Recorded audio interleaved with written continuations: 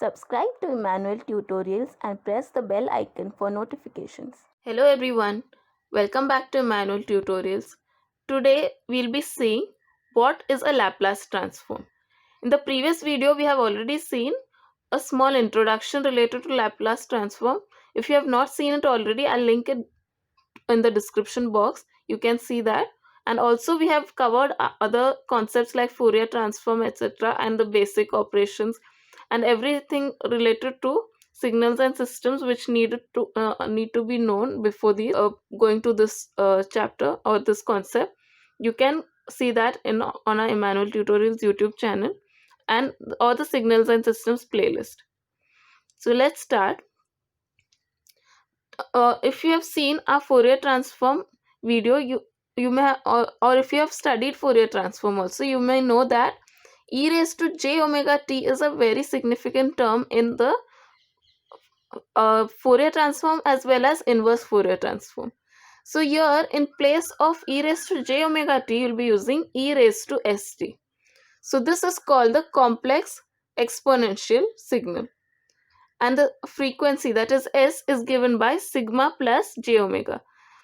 So you may have already seen in the introduction chapter or introduction video that we had seen that in Fourier transform the representation is in the form of complex sinusoidal signals, and here the representation is in the form of complex exponential signals. So that is in terms of e raised to st. Now e raised to st, when you substitute sigma plus j omega, you can write it as this. E raised to st is e raised to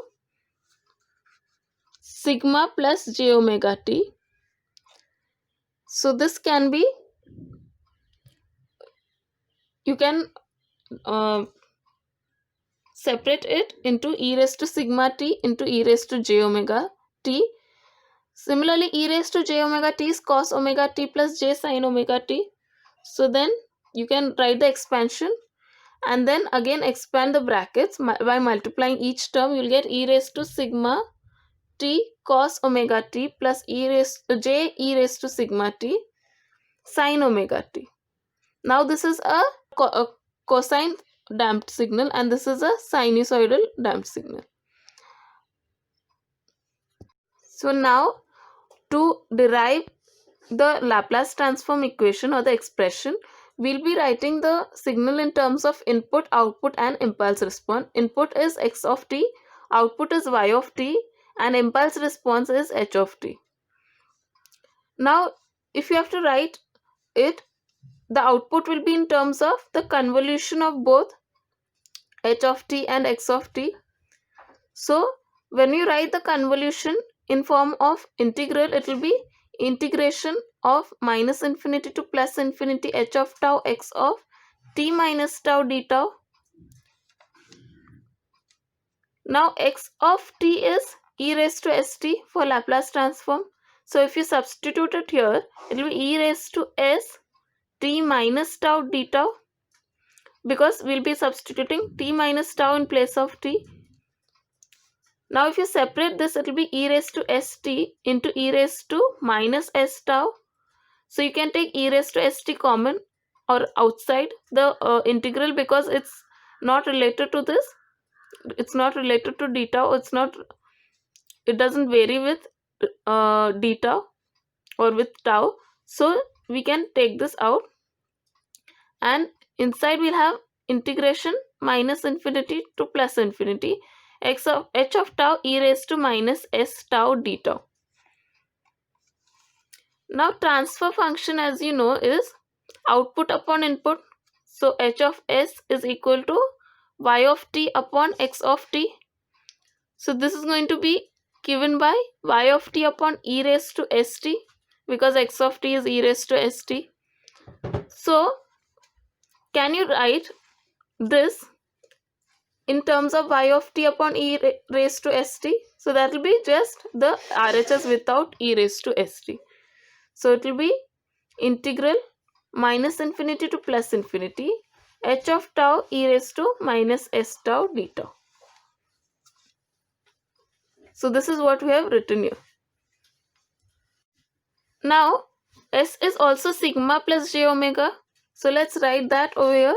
H of sigma plus j omega is equal to integral of minus infinity to plus infinity h of tau e raised to minus sigma plus j omega tau d tau.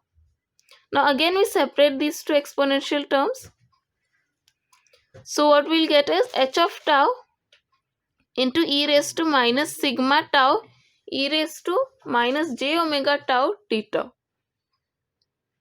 is equal to integral minus infinity to plus infinity h of tau into e raised to minus sigma tau. If you take this separately and then outside you have e raised to minus j omega tau d tau, can you say that this whole expression is the Fourier transform of this expression inside the square bracket? Because what is the Fourier transform of a signal? Is equal to integral minus infinity to plus infinity x of tau e raised to minus j omega tau d tau. So in the same manner we can say integral or the Fourier transform of this term is for integral minus infinity to plus infinity, writing the whole term into e raised to minus j omega tau d tau. Now we also saw that this is the output. So this is the transfer function. So this is the Laplace transform expression for h of t. Now we are going to derive the inverse Laplace transform expression. So we have derived till now that this is the Fourier transform of h of tau into e raised to minus sigma tau. So now can we say that h of t into e raised to minus sigma t is the original signal, because when it goes inside the integral we'll convert the t to tau. So if you have to find out the inverse Fourier transform of this signal, can we write it as 1 upon 2 pi integral minus infinity to plus infinity h of sigma plus j omega into j omega t d omega.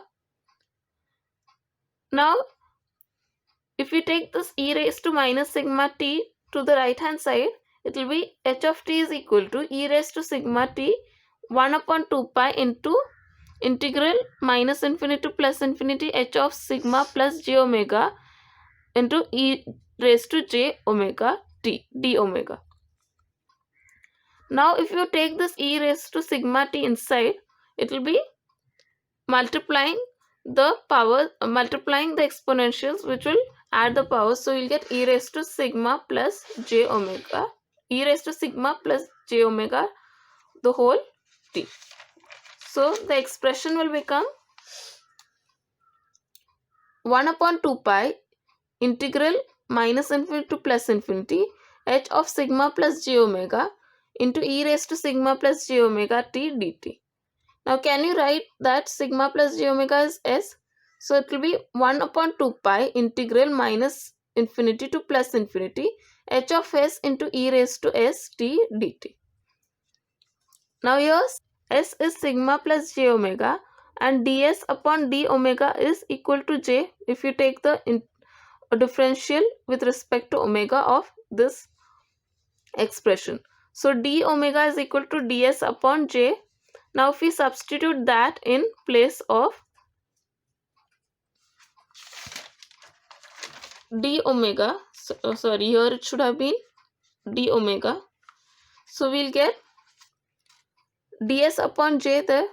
So it will be 1 upon 2 pi j integral sigma minus j omega to sigma plus j omega h of s into e raised to st ds. Now this also comes because we have substituted ds equal to or d omega equal to ds upon j. That is why we have changed the integral limits also. So now from this, if you take instead of h of t, if you take x of t as the signal, so it will be x of s is equal to integral minus infinity to plus infinity x of t into e raised to minus st dt. This is the Laplace transform expression as we have seen before. And for inverse Laplace transform, x of t is equal to 1 upon 2 pi j integral sigma minus j omega to sigma plus j omega x of s into e raised to st ds. This is the inverse Laplace transform. And for the representation purpose, we always use x of t and a bidirectional arrow and then x of s. So this is the Laplace transform. So this way it's the Laplace transform. The other way around it will be the inverse Laplace transform. So from x of s you go to x of t. When you see these expressions, for inverse Laplace transform, we don't prefer to use this equation. Instead of that, we use different methods which we'll be seeing in the coming videos. So mainly you'll be concentrating on this expression for Laplace transform. For inverse Laplace transform, there will be different methods which we'll be following so that you'll be able to find out x of t. Hope you understood the concept. Hope you understood the way we have derived. If you have any doubts related to this video or any other concept, you could mention them in the comment section. If please like, share and subscribe to Emmanuel Tutorials for more. Thank you. Subscribe to Emmanuel Tutorials and press the bell icon for notifications.